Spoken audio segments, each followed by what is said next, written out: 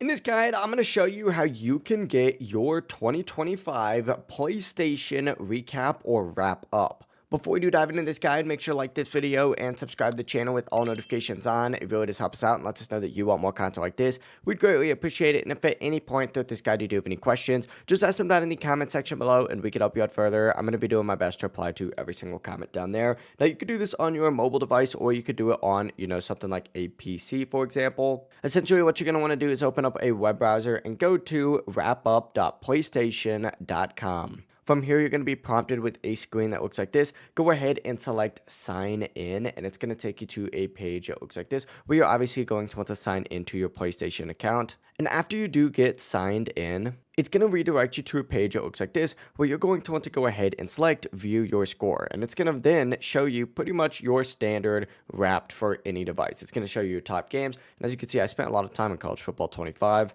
It's going to show you your gaming style, how long you've actually played for, and I actually didn't play for that long this year, which is pretty crazy. It's going to show you how many trophies you've gotten, and then it'll give you that overall yearly summary. It really is as simple as that, though. That is how you could check your PlayStation 2025 wrap-up. If you guys do have any questions, just ask them down in the comment section below, and before you do leave this guide, make sure to like the video and subscribe to the channel with all notifications on. It really does help us out and lets us know that you want more content like this. We'd greatly appreciate it. Have a great rest of your day, though. Peace.